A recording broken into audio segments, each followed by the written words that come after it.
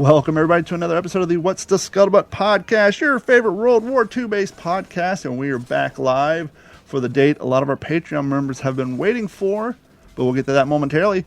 What's up, Jeff? What's up, Dennis? How are things in Texas? Stormy. Dark and stormy right now. And as it always happens, I'm excited about this episode. I was going to say, as it always happens, Jeff's internet is spotless before I say, what's up, everybody? And then as soon as I enter the show, his internet starts breaking up. But that's why we're going to get started, because Texas has another storm rolling its way. But first and foremost, I've done it before. I took a beating. Jeff has done it before. He took a beating. And so now it's Dennis's turn to make our fans upset by not choosing their name when he chooses someone else's name. So now for the long-awaited, we're going to choose the name for the last giveaway. That's full of water. Of the Off the Line print by Valor Studio, donated to us by Henry Sledge. This has been sitting at the Sledge estate since they were released. This is yours. This is autographed, and because the time is right and we're moving up in the world, I will include some of these stickers that were earmarked for Jeff. You're going to get some of the first What's the Scuttlebutt stickers that we're printing in-house, along with this giveaway. So without any further ado, or ado, depending on where you're at, Dennis, go ahead and make someone happy and make everyone hate you. So we're going to have Winston Churchill's going to pick for us. See, what you're supposed to do is have like a young child do it. That way no one can blame them. All right.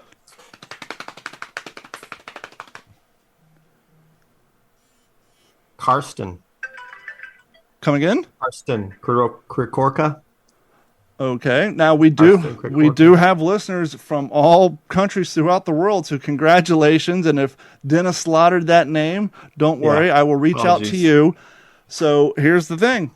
You guys don't have to be here, but you do have to check your email. I will not send an email to your email address. I will send you a private message in Patreon, which means you got to log into Patreon, check your inbox. And if you get the congratulations you won, all you got to do is send us your address. And we also do this to make sure that, you're still actively there. I can tell by your subscription status, but we like to see engagement. So congratulations. I'm going to reach out to you. You are the big winner. And it's kind of cool. Our first stickers are going overseas as well. So congratulations. And real quick, let's just get it out of the way. Speaking of overseas, we got an awesome mail call. Jeff? Yeah, so this one comes from Chris Wrigley. He says, many thanks. I've been listening to your pod since hearing about it on We Happy Few. I've got the last 6 lined up for tomorrow. Keep up the great work. Chris from Guernsey, Channel Islands. And then in parentheses, he includes the Channel Islands were invaded in 1940 by the Germans, becoming the only part of Britain to be captured. And we were liberated on May 9th. So first of all, thank you, Chris, for writing in. And secondly, hey, thanks to Matthew Leach and the guys over there at We Happy Few for giving us a little love over there as well. So, yeah, really cool to have a mail call all the way over from the Channel Islands in England. Hey, Dennis, why don't you go ahead and introduce our guest tonight? We're very excited to have on. He's been hanging out in the very bottom right-hand corner of the show and hasn't said a word because he's been raring to go. So introduce our guest and let's get on going. Yeah, absolutely. So Dan King is somebody that's been a hero of mine for a long time. I have not yet had the honor of meeting Dan in person, but we've corresponded quite a lot through the years. Some of the books that I've been working on with Mitch Weiss and others, because Dan's got a very, very unique perspective and what he brings regarding the history of World War II. And I am going to let him do that. But Dan, thank you so much for joining us. It is an honor to have you on our podcast. Thank you for having me on. I appreciate it. I'm happy to be here, guys. Yes, sir. So Dan, tell us about your unique perspective and how that was fostered. How was that? How did that ignite in you? Well, I've written a few books about Japanese veterans that I interviewed in Japan in their own language. And no one's done that yet that I know of. And what I've tried to do is take their stories, their experiences, like growing up, education, training, combat, and then their post-war experiences, and put that into English and give it context to make it easier to understand because there's a lot of Japanese expressions and phrases that the average American doesn't know, right? And I've been studying Japanese for over 40 years and I'm still learning stuff. Well, that was going to be my first question was let's back up a little bit. How did you get Yeah, into exactly. the passion of learning the Japanese language? Was that through school? Was it through work? Passion? How did that come about? When I was 16, my dad came home from work. He worked at a bank and he said, "Hey, son, that the bank is sending five students overseas for the summer, children of the employees." And he says, "Why don't you fill out this form, and see if you get selected? You probably won't be, but fill it out. It'll be a good experience to do like a five-paragraph theme and, where would you want to go overseas if you got to go, but you won't get selected." So, okay. So I filled it all out and about 2 months later, we got this thing in the mail, and it was like, "You've been selected for this Youth for Understanding Overseas Exchange Program for the summer." And they said, in the form, they said, "Where would you like to go?" And I talked to my parents, and they're like, "Well, you should go somewhere interesting and different and unique and weird. Like, don't go to England. They look like us. They talk like us. Our ancestors came from there. Don't go to Germany. Let's go somewhere really different and unique." And on the list, there was Japan. So I thought, well, that's pretty unique. It's kind of a weird country. I just finished watching the original Shogun series at the time, and I thought, well, that was pretty cool. Check that out. So I put first through five choices. I put Japan, Japan, Japan, Japan, Japan. And when my mom saw that, she goes, "You idiot! They're going to kick you out of the program now. Why'd you do that?" I said, "Well, if I can't go to Japan, why go? I mean, that's where I want to go." So I went to Japan. I spent the summer there with a Japanese family. Didn't know any Japanese and picked up some, right? Got enamored with like the culture, the customs, the food. A lot of cute girls there too, I must say. And I I thought, I want to come back and live in this country. It's very interesting. And I came back 2 years later teaching English as a volunteer at a church. And I met my first Japanese veteran. His name was Yoshida. He was a cavalryman in China. He had a photo album with all kinds of great pictures of Japanese soldiers like brushing the manes and cleaning the horses, hooves and arranging tack and everything. And at the time, I remember thinking, wait a minute, where's all the babies being stabbed? Where's all the children getting their heads cut off? Wait a minute. These are pictures of guys smoking cigarettes, hugging each other, laughing, riding horses, feeding horses, and this doesn't make any sense to me. And I was honestly confused. So I went, okay, what I've been led to believe is true about the Japanese, the soldiers, and what I experienced with Mr. Yoshida, his English was zero, my Japanese was almost zero. He attended the church that I was volunteering at. And so I said, well, I got to learn more. And to learn more, I got to learn the Japanese language.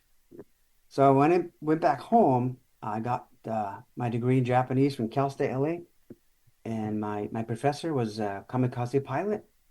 Oh, wow. He was 16 years old, volunteered for the kamikaze program out of Koroma City, which is now Toyota, which is where I went and worked and lived for 10 years. So weird things kind of come in circles like that. Wow.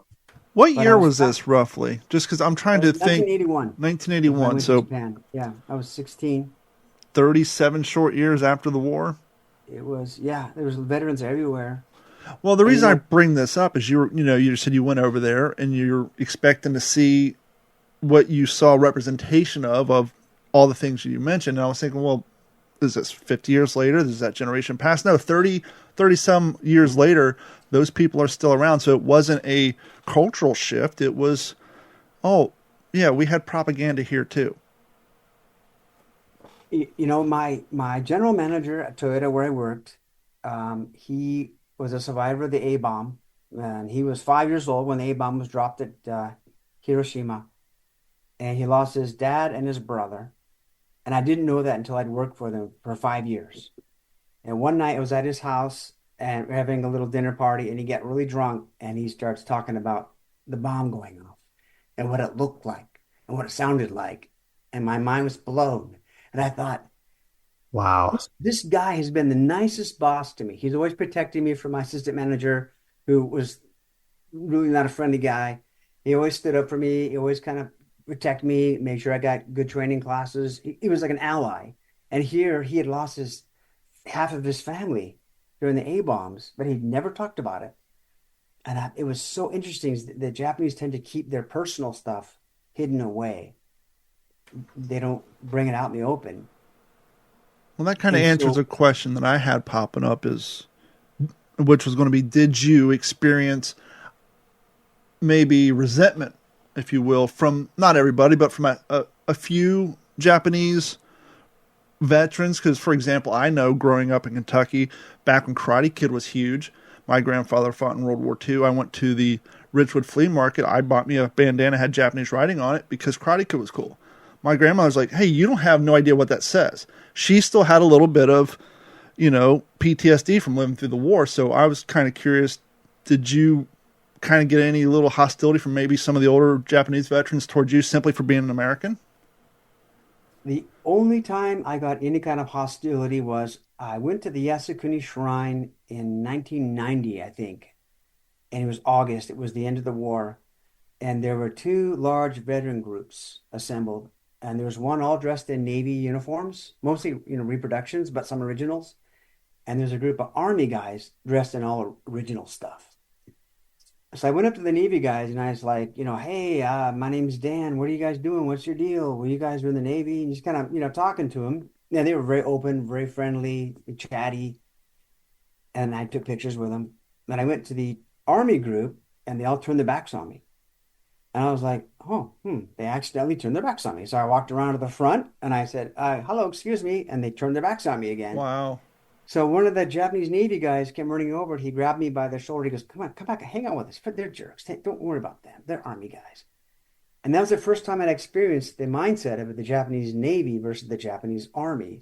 Oh, In the wow. Japanese Navy, they had to study English, and a lot of them had been to America before the war because they have these annual cruises for the midshipmen. They'll take them to Europe or Africa or Egypt or South America, and they have traveled the world. They've seen foreign countries, and these guys are you know, pretty globalized, so to speak. They were more open to foreign people, and but the Army guys, from the people I met, were generally not receptive to talking to non-Japanese people and had a little more resentment. And the more, as years went by, I realized that more and more of the Navy guys I met lived on ships or lived in airfields. And so they had, clean beds, clean sheets. They had pretty good food. They never actually saw the enemy. They never actually saw the American troops. So maybe the Army guys, they was a more of a nitty gritty, dirty kind of. So maybe Wow. it Yeah. has something to do with it. We've talked about this on the past on the show, and I think you're the perfect person. Maybe shine a light on this, explain this to us more in depth because of your knowledge on the topic at hand.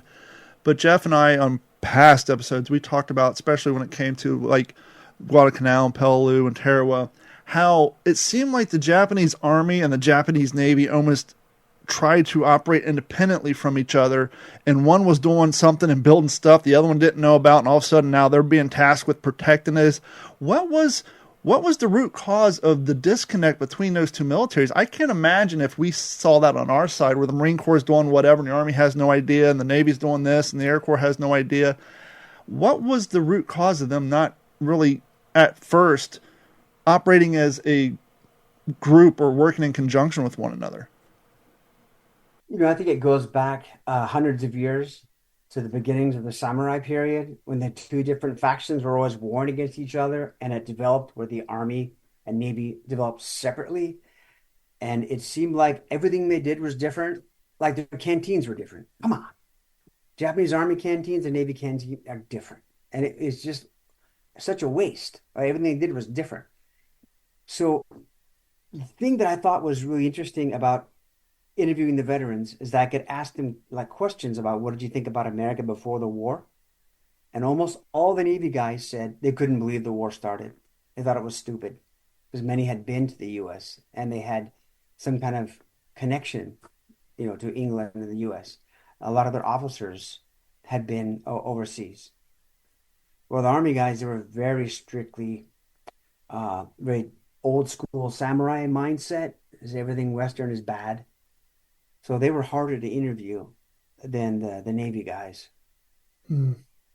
But I've been lucky enough to interview 105 Japanese combat veterans, and I've started putting their stories as they tell them to me in book form. And I remember, if I may, there was one. This is one book, The Last Zero Fighter, and there was a naval pilot named Mr. Kaname Harada, and he flew in the Pearl Harbor attack as combat air patrol, and he was in the battle for Wake Island, the air battle, and he flew in. Sorry, this is JoJo. Hi, everybody. Hi, kitty Hi. cat. Just put her down. She's gonna get in the way. Um, so Mr. Harada, um, where was I going? She does that. She likes to get in the way.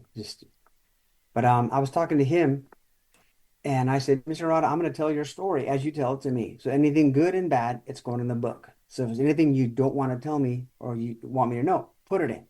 And he's okay. So I went to his home, and we were there for several hours. And then he says something about, oh, yeah, Nanking, blah, blah, blah. And I go, wait, Nanking? You were at Nanking? He said, oh, yeah, I saw it. I was there. Yeah, I was on the ground. Because, yeah, we bombed it from the air. We dropped bombs on the walls so the troops could get over it inside of the city. And after the battle, we landed at the airfield after the army captured it. And we took a truck into the city, and we wanted to see our bombs. Were they short? Were they long? Did they hit well? Just to become a better pilot, we went in to see where the bombs had struck. And he goes, and then I saw something really horrible. The army guys were cutting people's heads off and stabbing them and slaughtering people, innocent people. And he tells me the story, and I hit I paused. I had a recording device, and I said, Harada-san, this is going to go in the book if you tell me this. He goes, people need to know. He said, Dad, Wow. I saw it. I heard it. I smelled it. It happened. There are a lot of Japanese who say it didn't happen. It's like in Japan, the apologists are saying, oh, Nanking didn't happen. It was an exaggeration. But he said, I was there. And so to me, that Wow. was really valuable because he was there. And when he was telling me the story, he was staring off into the distance and he was just like remembering it, talking about it. My Well, goodness. I think it's And also important to share that so that the reader and people know that just because these atrocities were going on at the hands of some Japanese soldiers and some participants, that not all the Japanese soldiers agreed with what was going on and not all of them participated he in it. was very upset. He was very upset. He and the other naval pilots were standing there on the river. My wife and I went there to see it firsthand because she's from Taiwan, so she speaks Chinese. So I wanted to go to Nanking. We spent 3 days there, looking everything, all the places I'd read about, the river, the walls, the gates, everything. I wanted to see it firsthand, and that was something that I've always wanted to do was you read the history, right? And then you meet the veterans, American or Japanese, you meet them, you hear their stories. And I used to be a collector, so I would collect the items that they used, uniforms, rifles, swords, canteens, things like that. So when they tell their stories, you can go, oh yeah, I know that. Your canteen holds about a quart. And they're like, oh yeah, okay. And then the wall comes down. Mm. Or when a Japanese naval pilot says, "Well, I flew the Zero. That's an airplane." I'm like, "Yeah, I know. It's whatever AMC, but." And they go, "Oh, you know the Zero? Yeah." And then another wall drops. And I found that the more I knew about their uniforms, equipment, and weapons, that the walls dropped, and they would be more open to share and talk with me because they didn't have to explain everything, right? Wow. That's amazing. And so that was important to read the history, interview the veterans, learn about their weapons, and shoot their weapons, of course, right? Texas, got to Yeah. protect. And and then you talk to them, and then also visit the spots that they talk about. Like I've been to Guadalcanal, I've been to Saipan, Midway, Wake Island, Iwo Jima. So when the veterans talk to me, they'll say, I flew over Guadalcanal. I go, yeah, I was there for a week. They go, oh, you've been there? Oh, you know how hot it is, how muggy it is. And then boom, boom, another wall comes down. And I think it's really important as a historian, as a history buff, to learn as much as we can up front before you actually talk to a veteran so that they're not like wasting their time explaining, you know, what something like, an M1 Garand is. Because I have one. I've shot it. I know what it's like. So that was kind of like Most a valuable school for 4 information. days. Dan, did you go into the caves at Saipan? Did you get and Oh visit yeah, all yeah. those? I was there last March for a week. I'm working on a new book about the Japanese tanks on Saipan and Guam as a quick story, if I may, like a 2 minute story. As much as you want. Absolutely. Okay. So this is a Type 97 Japanese tank, right? Okay. So for the movie Wind Talkers, some loved it, some didn't. I was a technical advisor, the Japanese advisor. So all the Japanese stuff, uniforms, equipment, the letters you see, photographs, all that was me. I was in charge of the script. I didn't do I wasn't in charge of production. So I was involved in California and Hawaii. And I remember I was at the warehouse and they had made these 3 Japanese tanks. And I went in to go check on them because I'd given them like the images, things to paint on the tank, right? And the camouflage colors from Tamiya. I gave them Tamiya samples to use. And there was a big Japanese flag on the side of the turret. And I go, what's this? This is not this is not what it's supposed to look like. This is not what I gave you. And this gentleman said, well, we're really busy and I couldn't find the file. So this is good enough. It's just Japanese tanks. No one's going to know. And I said, someone's going to know. Someone in Japan is going to see this movie. And if we put the correct markings on, somebody will see that and say, wow, look at that. You got to go see this movie. It's great. And this word of mouth will spread and it'll give it credibility to the film. And director John Woo said, you have to make it accurate. He was very, very strict about that. So he's like, I said, I'm going to have to go talk to John Woo about this. He's like, So they had to hire a painter in Hawaii to repaint the tank and put the correct hiragana markings on it for the 5th Company 9th Tank Regiment, which is in Saipan. So fast forward a year later, the Japanese survivor named Shiro Shimoda is in Osaka watching a film with a tank buff, a young guy, and they're watching this movie called Wind Talkers, and a tank goes by the screen. And Mr. Shimoda lights up, and he goes, that's my tank! It's his tank regiment. Wow. Blows up. So the young man Kitagawa-san finds me through the internet, and he says, Mr. Shimoda wants to thank you for accurately portraying his tank regiment on the movie. If you're ever in Japan, he wants to take you to dinner. So I'm like, plane ticket. So I went to Japan. I met him. He was thanking me. He gave me a signed sake cup that he got from the emperor. It's in a wooden box and another box wrapped up with a silk tie and everything. He wrote my name and the date on it inside. And I'm like, you got to tell me your story. So he told his whole story, and I went to his house again 3 years after that. I interviewed him again, and I thought, I'm gonna make a book. So from that little bit of being kind of like a nitpicky about the tank inscription, Wow. to connecting to meeting the veteran, and there was only 5 guys who survived from the 9th Tank Regiment, and none from the 3rd Company. And the 3rd Company, 0 guys. He was the only guy. He hid out in the jungle for 2 years after, eating snails and hiding from the Marines. And it's all going to be in the book. It's crazy stuff. I look back and I remember thinking to myself, somebody's going to know. And somebody did know. And if I just went, okay, put a Japanese flag on the side, yeah, who cares, whatever, then he never would have been excited. I never would have got the invite. I never would have met him. And this upcoming book would come together. I wish more historical advisors would stick to their guns like you did, because that would save a lot of us a lot of pain. It is tough because there's a lot of outside forces. There's money, there's budget, there's artistic stuff. I'm sure anyone who gets to work on a film does their absolute best. But it's not always, they'll say, it's not a documentary. Like, yeah, I know it's not, but come on now, Yeah, but we also don't want MASH that took place in the 50s, but everybody had their 1970s haircuts. I know. My dad was a POW in North Korea, right? Mm-hmm. And he was watching MASH one day, and I walked in, and I'm like, oh, this must be really authentic. He's like, gonna. But so, okay, so back to this is Mr. Harada's story in The Last Zero Fighter, right? You got Pearl Harbor, Midway, Guadalcanal, Coral Sea, all kinds of unpublished photos directly from veterans' photo albums, information that's never been published. A lot of it not even published in Japan either. Because the Japanese veterans were kind of like our Vietnam veterans. After the war, Vietnam veterans, they came home, they weren't appreciated, they weren't respected.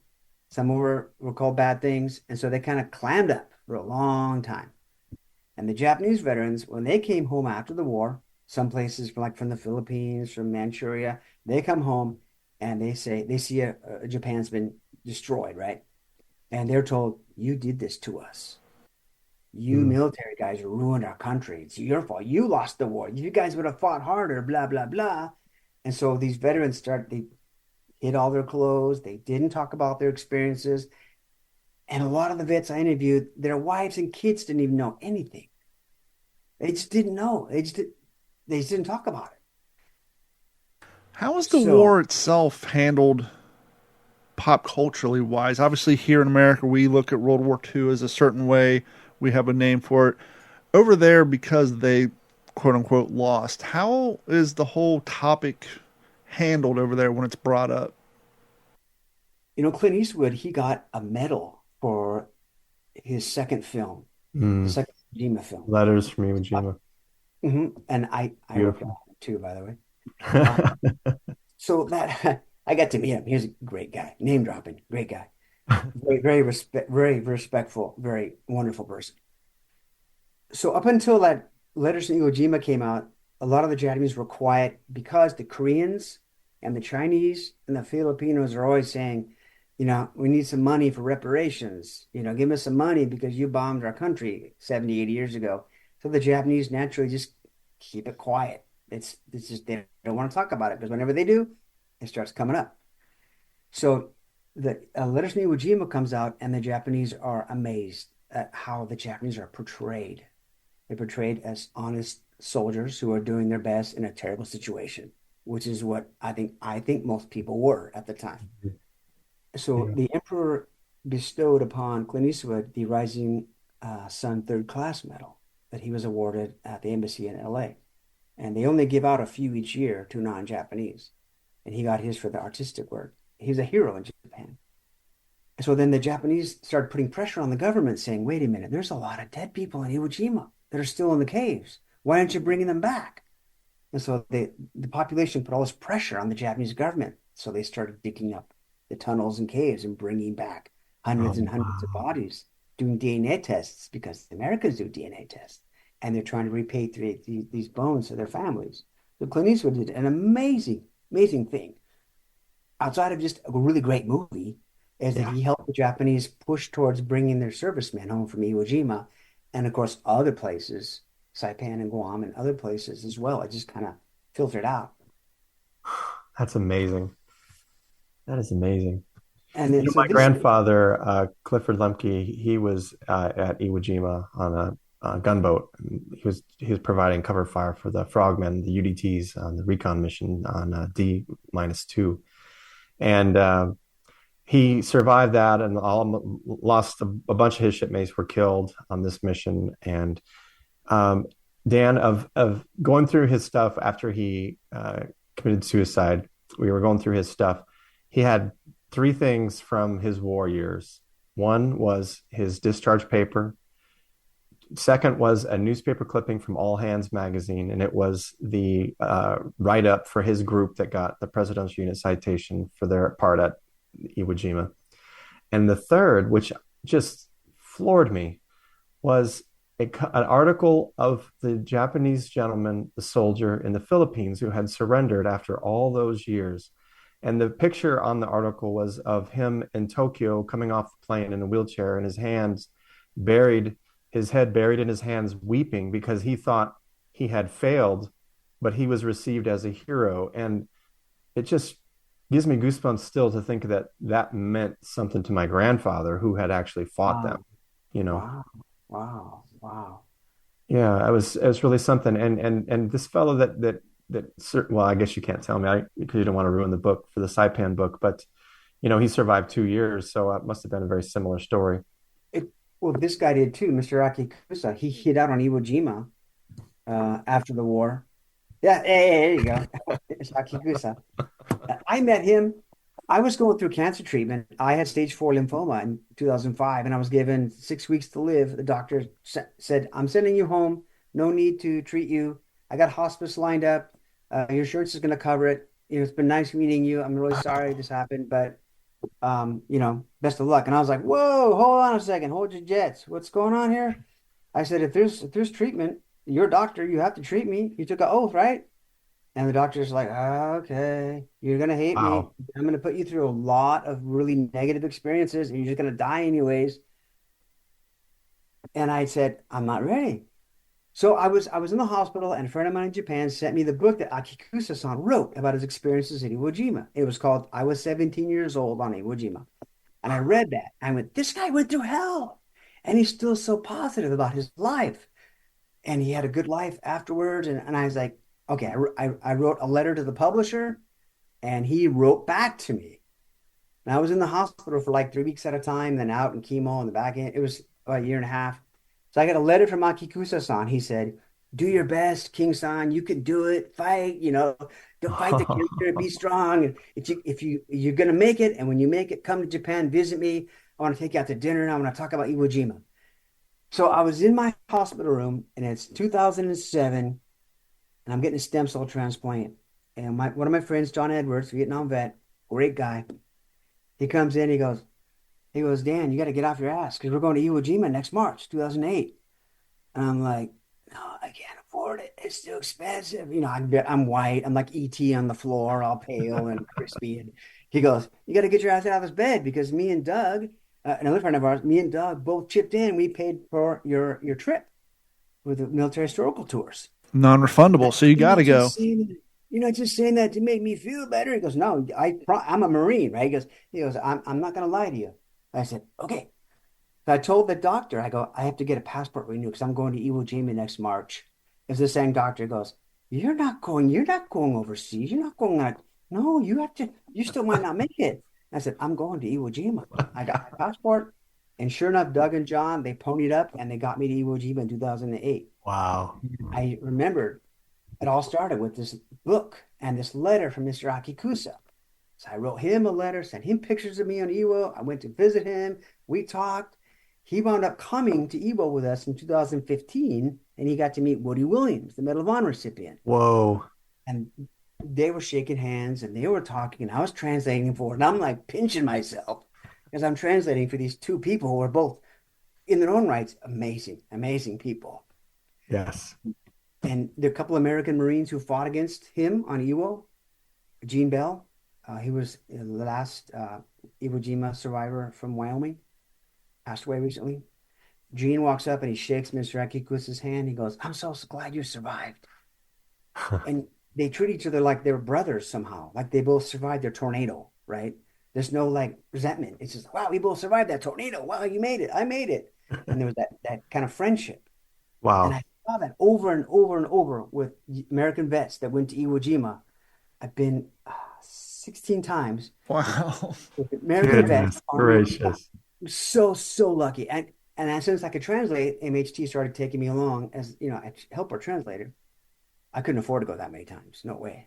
And I got to introduce Marines to children of Japanese survivors, and they would always shake hands and talk, and no animosity, no anger, no resentment. There's only love and friendship and forgiveness. And so I've seen it. People who were there don't hold animosity, anger, and hatred toward their former enemy. They don't. Wow. Previous. Dan, did you get a chance to meet Kobayashi's family at all? I did. I met Kobayashi's son, and I met his grandson many times, Mr. Shindo. He's the Japanese government. But I met his son Taro too. I was on that first trip. I met his son Taro. He was praying at his father's, the command post cave. It was an amazing experience to shake his hand and talk to him. Wow. That was the nexus for this book, the Iwo Jima book. And the back of the book has a story. There's a poem. You see that poem? Yes, sir. That's a kamikaze pilot's poem that he wrote in his photo album. He was killed on February 21st doing a kamikaze mission against Iwo Jima. His sister let me photograph this and use it. And she gave me his scarf and a postcard and the medal his family got after he killed himself. And I met her on Iwo Jima. We became friends. And the book is just full of all kinds of stories like that. The firsthand accounts, photographs, information. I've learned so much. I would say, Dan, you must just pinch yourself, just the opportunities. I do. It's like I just happen to be this dumb luck guy walking to Japan and they get to meet. And when I meet a veteran and they'll say, you should talk to Mr. So-and-so. I think you find his stories interesting. Let me call him for you. And then they'll write a letter, make a phone call, and say, okay, you could go visit him next Saturday. Here's his address. And it's through that introductions, right? The introductions. Because if I showed up, this is my challenge, right? So I'm hearing a story, and like a Japanese person is telling me, a veteran's telling me a story, and it's hard to listen to. It's hard to accept. I'm an American, right? And they're telling me something that hurts me to hear. And I realize if I come across as like, oh, they're gonna climb up. They're not gonna tell me the story. So I have to like kind of be stoic and listen. And if I listen respectfully, then they'll start to tell me more, right? Yeah. And so that was a challenge for me, was to hear stories I didn't want to hear. There's a lot of atrocity stories that'll come out in a later book, stuff that happened in China and the Philippines. My ex-wife's uncle committed a lot of atrocities when he was in China. Really wonderful, sweet man, but people do things when they're 20, 21, 22 in a foreign country in a group of people during the war. So, but he told me some things that'll be in a later book. Dan, can you walk us through how that you are approaching the house of a Japanese veteran? How does that, is there etiquette involved in how you enter the home, and is there introductions? Like what does that look like when you're walking up to a house for the first time for this gentleman you just told us about? What does that look like? Well, sometimes the interviews would happen like in a coffee shop or a restaurant, a public place where they feel more comfortable, and they'll bring like a backpack full of photos and things to show me. Other times they'll want to do it in their home. Like Mr. Yoshino, he was flying over Pearl Harbor in a Kate torpedo bomber. He was the number 2 man, the commander of the plane. Mm. He wanted me to come to his home. And it was a 100-year-old home that his grandfather built. And he was born in the room we were doing the interview in. He's like, I was born over there in the corner. And my dad died over in the next room. And my grandpa, he died over there. And I just stunned. And he's telling me the story. I felt history washing over me. And he's just talking about Pearl Harbor, flying over it. And one thing he said, he goes, when we got back, we weren't celebrating because we'd lost 5 ships from my squadron. Those 15 buddies were gone. And we were very sad aboard the Kaga, the carrier Kaga. He said it was a very sad moment for us. He said, but what really made him angry was after the war when he found out that it was a surprise attack. Mr. Yoshino thought that the Americans had been given the declaration of war before the planes had left the ships. So they expected to get wiped out over Pearl Harbor. They're fully expecting maybe only a few planes might make it back. And they all made it back. And they're like, well, why don't, except for the 5 planes on the Kaga, but the majority of the planes made it back on both waves. And he didn't know until after the war that it was a sneak attack, and the whole world saw them as sneaky and rats, and it made him so angry. He said, the airmen, we were very honorable men. We enlisted before the war to serve our country. We loved flying. We loved each other. We trained really hard for our missions. We were dedicated, and the whole world just saw us as rats. And it's because the bureaucrats in the government and the politicians, they stabbed us in the back by trying to cut that window really tight before the declaration was issued. And he didn't forgive them. Like, he was angry at his own government for doing that. Wow. I found that really surprising. My goodness. His story's in that first book. His story's in this book, Mr. Yoshino. That's Yeah. better. He attacked the Oklahoma. Oh, wow. And Dan, then were you involved in any of the flags that get returned oh from my gosh. Oh, souvenirs? I've found pith helmets, flags, diaries, soldiers' notebooks, letters. I've returned letters from Iwo Jima too. And it's weird. This stuff just comes to me somehow. I don't go looking for it. It just somehow floats into my world. And people say, I want to return this. And somehow, I don't know how to explain it. It's like What is getting, that? Yeah, can you tell us about maybe one of your favorite scenes where you were returning a flag or to families, and they probably never thought they would ever see those items again. They're And they always probably blown. knew a bunch of the people that had signed it. Yeah, true. They're always blown away when something comes back home after all these years. And they'll look at it and hold it in their hands and they'll say, "This looks brand new. This looks like it was just picked up yesterday." And they're amazed that the American veterans would take this off the battlefield and keep it so reverently in their lockers and keep them wrapped up and secure and safe in such good condition. That's the first reaction. They always say, "Wow, the veteran must have taken really good care of this. I Oh, appreciate the wow. American family for taking such good care of this." And I remind them that, American veterans took a lot of souvenirs in the war. And you know what? If they didn't, they would all be dirt right now. All those flags, letters, uniforms, they would all just been buried, rusted, rotted away. You'd have nothing. But now, because some American GI took a postcard off your dead grandfather or your dead uncle, as sad as that is, now you have that postcard. And they're always very grateful and appreciative for having that because they can see the handwriting, they can touch it, they can see it. There are too many stories of people that are just amazed when something comes back home. I would say one of my favorites was I got to meet Medal of Honor winner Ken Walsh as a Black Sheep Corsair pilot. You guys know Henry Sakita? You heard of him as a Pacific War historian? He No, passed sir. away quite some time ago. But Henry did a lot of correspondence with veterans. And I was living in Japan at the time, and Henry called me and said, "Hey, you want to meet Ken Walsh?" And I was like, "Yeah, he lives in Santa Ana, really close to my mom." And my mom sent me a newspaper clipping that Ken Walsh wanted to return something to Japan. Kind of things just kind of came together. So I came home, went over to Ken Walsh's house, met Henry there, and talked to Ken Walsh. All the stuff in his house, memorabilia, everything. He had this pilot's leg board. It's about this big, made of aluminum, plexiglass on the front, with handwritten notes in front in Japanese. And there's blood splattered on it. And it was in Quantico for like the last 30 years. He had loaned it to them. And he said, I'm dying, I'm getting old, I've got all these illnesses, I'm not going to be here. I want to return this to the family in Japan. I want you boys to help me. So Henry and I worked together and we found the dead Japanese pilot's commanding officer and his nephew.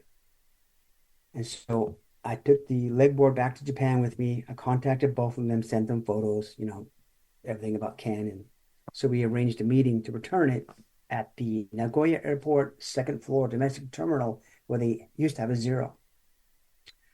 So we stood in front of the zero and the squadron commander accepted this leg board, had blood splattered on it.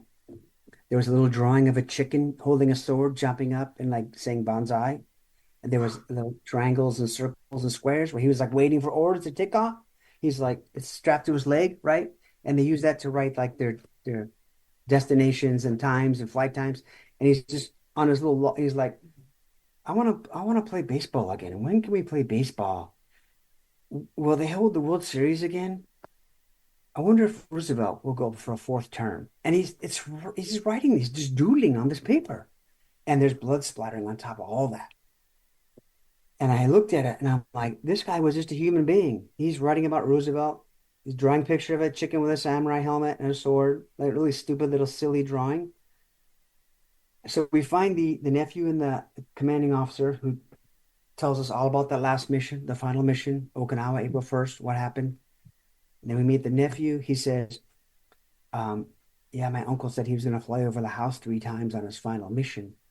And I remember that day he flew over our farmhouse 3 times at night, and we knew it was him. And he had a postcard from the dead pilot, and we were like looking at that, like just amazed, right? So that item is now at the Chiron Museum, the Kamikaze Museum down in Kyushu, because the nephew passed away and his kids donated it to the Chiron Museum. And all these little stories happened just because Ken Walsh said, I'm old, I want to return this. And it just snowballed through Henry. And so what was cool is that my general manager, the one who lost his mom and his family at Hiroshima, well, it came out in a newspaper article the next day with photos of me and the commander and the nephew in front of that Zero holding this leg board. I didn't tell him about it. It wasn't a big deal. But I guess the nephew sent it into the newspaper and it got turned into an article. He sees that. He stands up the whole office and they give me like a standing applause. And I'm like, I didn't do anything. I didn't do anything. So I was like, this is the guy who lost half his family in Hiroshima, and he's having the whole group office, give me an applause or something. And I was just felt it was the right thing to do. And it's just weird how these things just kind of connect and they go in circles. And that's all really good, positive energy, Let me plug my third book real quick. Please. This one, Blossoms from the Sky. And this was a similar, this guy actually, Mr. Suzuki, Hideo Suzuki, he volunteered for the Oka project, and I met him. I got to interview him. I was introduced to him by a girl I met on Petaloo, a Japanese historian. She was walking along the road, 100-degree heat. And me and my friend John Edwards, the Marine, Gunny, we stopped and go, hey, you need a ride? And she's like, I'm from Japan. I go, I speak Japanese. So she hopped in. We started talking. So now she's a history buff. We've been friends for years now. And I said, I'd like to interview kamikazes. And she goes, oh, yeah, I mean, Mr. Suzuki. And boom. He goes, oh, you're a friend of hers? Okay, you're fine. Come on, I'll meet you. That's and awesome. There he is. He's holding, can you see it? He's holding wow. a picture. Yeah, That's sure him. thing. That's him. And he volunteered for the program. And the thing that I think most of us don't really think about or understand is that at that time, the Japanese soldiers, sailors, airmen, they were all fighting for their country, just like we were fighting for ours, because the government controlled the media. Well, we heard that before. Media, newspaper, print, radio, all controlled by one source, the Japanese military. Music, radio, broadcasts, plays, songs, movies, all must go towards the war effort. There was no counter information. The Americans were bloodthirsty. They were alcoholics. They raped women. They ate babies. They were lazy and listless. They were weak, and they had low IQs, and like every racial stereotype you can imagine about the enemy, and that they were trying to control and enslave all of Asia. So the Japanese government, they had this propaganda. It is Asia for the Asians. And it was really easy for them to do because all they had to do is tell the people, who's in Hong Kong right now? British. Who's in Indonesia? Oh, French. Oh, okay. Who's in the Philippines? Americans. What do all these people have in common? They are white and they speak English and they're Westerners and Europeans and they're all trying to enslave us. And the people went, kind of makes sense. Yeah, what are these people doing here? So they start, their propaganda was, let's free all of our Asian and brown brothers, India, Malaysia, Asia, China, free everyone from Western oppression. That's a pretty tasty pill to swallow. Yeah. Yeah, but we And a saw the lot of results of the rapists and cannibals. We saw the results of that on Saipan, though. Mm-hmm. Yeah. Yeah, and that's actually a good point. I was wondering, did you talk to anybody about that, Dan, that had seen the suicide cliffs and whatnot? Bonsai Cliff at Yeah, Saipan. Mr. Shimoda saw people jumping off the cliffs, and he was angry about that as well, because the people were lied to. All these women throwing their babies off the cliffs, they did that because they loved them. Right. As a dad, as a grandpa, I get it. I can end my own child's life painlessly by whipping them off a cliff onto the rocks or in the ocean, or let some Americans torture them and do unspeakable things to them. There's no choice, right? Yeah. You love your family. But a lot of the older veterans I talked to, they really believe that their government did them wrong and that there was no balance, right? And it's wartime, so there usually isn't. And then so after the war, the occupation troops, the soldiers and sailors start coming in. And the sister of the kamikaze pilot who let me photograph this? Yes, sir. This is Masuda. This is Haruo Masuda. she fell in love with an American, a guy from Texas, a guy named Davy, a U.S. soldier in Japan, occupation guy. And she was telling me, she goes, they told us when the Americans landed as occupiers, they were going to destroy our country, bulldoze all our temples, take all the men off the coal mines in the U.S., and rape and pillage and everything. And she says, you know, Dan-san, the soldiers came in, they were chewing gum and whistling and giving chocolate to kids and laughing and smiling. And they were dressed real sharp and they were very polite and respectful. And she goes, that made me so mad. My brother died to kill these people. Why are we fighting these people? These are nice people. And the man was from Texas and he proposed to her, but she couldn't accept because if she married him and moved to the US, then her mother would be alone. So she couldn't do it. And she had a photograph of he and her together taken in Tokyo in 1946. Oh, no, 47. And it was ripped and taped back together. And I go, why'd you rip it? She goes, I got married 2 years later and my Japanese husband found it and he ripped it and got so angry. So that night I snuck out to the trash and I pulled it back out and I taped it together and I hid it. And she's been hiding it since 1948. Wow. She had it. Did And you it ever was find him? strong. I said, he signed the back. He said, you know, to my honey, I love Davy. And it had like the name, it looked like Garcia or Gareza or something. I can't remember. I got a photo somewhere. And I go, shall we look for him? I bet we can find him. She goes, no, I don't want to. No, he's probably got married and has a wife and a family and children, grandchildren. I don't want to bother him or cause any trouble to him. It's just my sweet memory from when I was young. And I went, Wow. so I Beautiful. didn't look for him. She asked me not to. Beautiful story. Goodness But gracious. I think a lot of the American GIs that went into Japan after the war, they really won the hearts and minds of Japanese people. You talk to anybody over 85 in Japan, I don't care where you go, Hokkaido to Okinawa, anywhere. And if they've met an occupier, an American occupier, they'll say the same thing. Candy, chocolate, really nice, very polite, jazz music, always spending money, just positive, positive, positive. And it's what the Wow. government's tried to do. These lowly GIs undid it all in just like a year of occupation. That's something I feel pretty happy about. Mm. It's almost like the original versions of Hearts and Minds. Yep. Yeah, absolutely. Like done correctly. I'm sorry. So circle back to this one.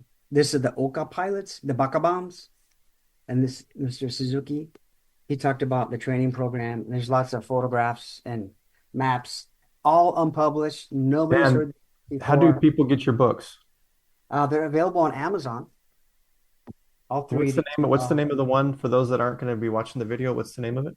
So the first one is The Last Zero Fighter, and the second one is A Tomb Called Iwo Jima, and the third one is Blossoms from the Sky. Because And the what's the Oka, book about your dad? What's that one called? you know what? I don't have that one right now. Hmm. I had one, but I gave it away last week. It's called the Yalu River Boys, and it's about a B-29 crew that went out on a mission on April 12th, 1951, to bomb the bridges connecting North Korea with China at the city of Sinu-Iju, connecting the MiG base at Antong. And my dad's crew, the back half of the plane bailed out over the Yalu River. They were shot up by Russian-piloted MiG-15s. My dad got to meet some of the pilots that shot him down when he was in captivity. He was taken to China for a week of interrogation, and he met several of the Russian Caucasian pilots, and one of them was a German. And they were real cordial, real friendly, you know. Like, I Wow. got you. We shot you from the back. He's like, yeah, I was shooting you. And they're just talking with their hands, you know. But the back half of the crew spent 867 days in a series of North Korean gulags, re-education centers, concentration camps. About half of the POWs died from malnutrition, illness, torture, starvation, mistreatment by the communists. No letters from home, no Bibles, no singing at all, no Sunday school service, no church services. 3 of the 4 captured padres or priests died in captivity. They really hated the religious clergy. The communists really hated them. And so it was a pretty bad experience. And if someone's interested in like B-29 missions and the workings of the B-29, you do a lot of research, or if you want to know about being a POW, being held by the communists, what they think and how they feel, and how many American, British, and French people help the North Koreans with propaganda, how many American printed newspapers and magazines were used to brainwash American POWs. I was shocked. The more I dug into it, the more I learned. I was shocked that British, French, and Canadian and Americans were aiding the communists in trying to break the Americans and turn them into good little commies. So it's a heavier book. It's not as fun and light as the others, but Wow. something. That's quite a statement when you say it's not as fun and light as Iwo Jima. Yeah, yeah. That's Iwo quite a Jima would be statement. a nice, refreshing read after the Yalu River. Yeah, Goodness gracious. yeah. But I've got another book coming out. It's about Mr. Shimoda, the survivor of the Saipan tank battle, who held out on Saipan, and how he brought two of the tanks back from Saipan. And What one's progress have you got on that book? Where you at in the writing process? I'm doing the illustrations and maps right now. So the book is written, and now I'm Oh, just doing good. maps and Excellent. illustrations. Lots of never before published photos and illustrations. And he loves Americans. That's the one thing that blew me away is all the Japanese veterans love American people. They love Americans. Even the guys who were POWs, How can you explain that, Dan? I don't know. I Hmm. the only thing I can think of is how they were treated by Americans after the war, and how like they were told Americans were horrible, horrible, evil, evil, and then they meet Americans and they're like, they're not. They're allies, they're friends, they're helping us. And it's through individual interactions when you meet people who are different than you, right? And then you turn Yeah. out to be nice. So I received a lot of goodwill thanks to Americans who were in the occupation force because they Hmm. associate me with them, right? And so I really appreciate the veterans who went into Japan and created so much goodwill. Jeff, you got to be chomping at the bit. I mean, I see you over there. Um, you've got to have, and we're gonna have Dan. Would you be willing to come back again? Oh, sure, sure. Yeah, because there's no way we can get. I mean, we've all got so many questions. Jeff, what have you got? Well, Dan, I have to first start with we have a mutual friend that I spoke with earlier today that wanted to tell you hi. I've known him for about 10 years now, and I think you just saw him a month or so ago. Yoshiro Kishida. Yeah, Kishida-san. Oh, yeah, I saw him at Fredericksburg. The tank. We're looking at the Right. tank. What a nice guy. You're Yeah. Yeah, Small there's world. that. You probably met the mechanic that's working down there in Fredericksburg. A few years ago, I left the museum about 3 years ago. So when I was the living history director at the time, and so that was the time that we had repainted those tanks. The mechanic that's still working there painted the camouflage. You're looking at the guy that painted all of the insignia on the Hago and the Chiha Nice. because we felt the same way. Good job. And it was right around that same time. I've done some, I guess you could say, piddling in the film industry with independent film advising and things like that. And so I totally appreciate, obviously, nothing to the scale that you've done. Uh, but I think with the same eye for detail, because I feel the same way, that there's going to be somebody who Mhm. knows. And that was important. So you probably recognize the Hago was a command tank at Peleliu, and of course the Type 97 was from the regiment of Iwo Jima, and we did that on purpose. Blue Arrow. I So went, hey, Iwo Jima, Blue Arrow.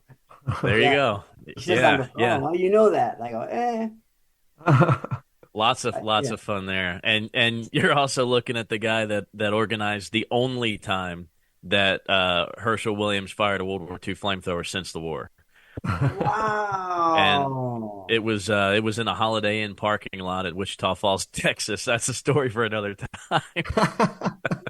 Was that at the 5th Marine Division reunion? It was.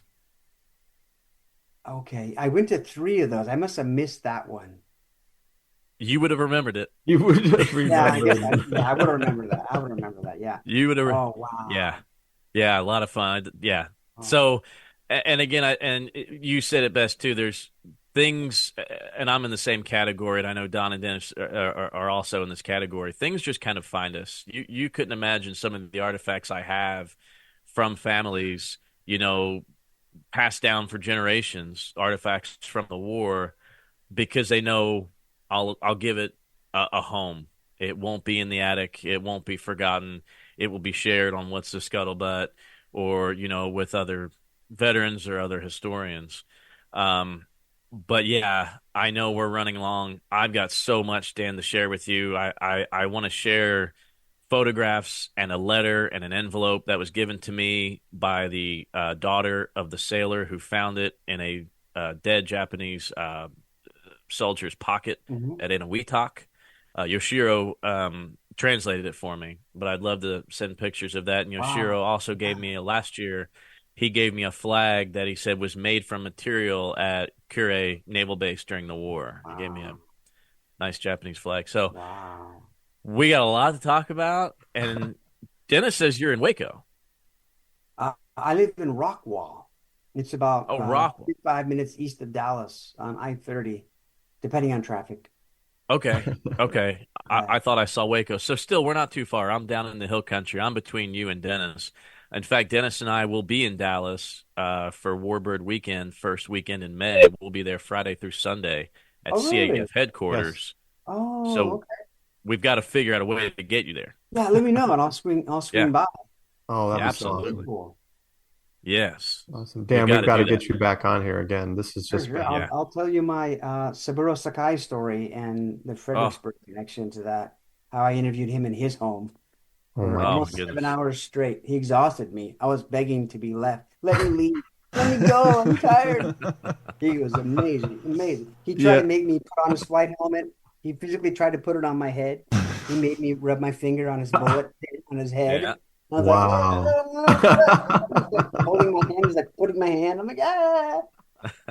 Really amazing, funny, sharp, brilliant, wonderful person. Yeah. Sakai-san, really, almost all the veterans I met are like that. The World War Yeah. II veterans, they're survivors. They're Oh like man. miniature Buddhas. They're friendly. They're full of love and compassion, and they're intelligent and they're sharp and they're patriotic guys, just like our American veterans. Yes. They're very Well, similar. it's a date, first Saturday of May. Okay. We're setting up Camp Friday. We're camping there at the hangar, and we'll set our big Air Corps display up. Dennis is going to dress up with me. Very Saturday cool. evening. Saturday evening, we're going to share some stories, sir. That sounds great. Yeah, I look forward And to it. we'll have you on for a follow up episode maybe here in a week or two. Get with Dennis behind the scenes, and we'll get you on the calendar again, and we'll do another episode, and Jeff Yeah, can Dan, dig this has deep with just you. been tremendous. I Yeah. know how to use this now. So And And real quick before we go, we want to thank each and every one of you for your continued support, and we really want to hear from you. We don't hit this enough. Email us at mailcall@WTSPWWII-EP-181-Dan-King. Give us your insights, your criticisms, your suggestions. Maybe there's a topic you want us to cover that we have yet to cover in the last 5 years. Yeah, We Don, as a want to matter hear of from fact, you. because we're going to have Dan on again, maybe they have some questions they wouldn't want to ask Dan. Very good point. Send in the questions. We have spent years talking about the Pacific Theater of Operations between me, Jeff, Dennis, and Henry. Now we have someone who has probably more knowledge on the opposite side than the three of us had combined on the Allied side. So any questions you've wanted to have answered about the Japanese side of the war, please send them to us at mailcall@WTSPWorldWar2.com. And when we have Mr. King on, we will definitely get those out there and have him answer those.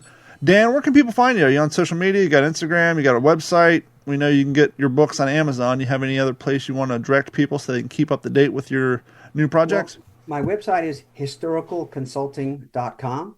Just one long word, historicalconsulting.com, and they can contact me through there. They can find my books on Amazon. I'm also on Facebook under Dan King. If you want to send me an email, you contact one of these guys and they'll give you my email address. I'm happy to help out with translations where I can or advice or information. I really love the topic of World War II in the Pacific, just like you guys. I'm very passionate about it. Yes. I'm happy to correspond with like-minded folks. And as always, you guys can find all those corresponding links and photos and all the good stuff related to this episode over at WTSPWWII-EP-181-Dan-King. For myself, Jeff Copsetta, Dennis Blocker, and Mr. Dan King, thank you guys, and we will talk to you all next week. This has been a Digital 410 production.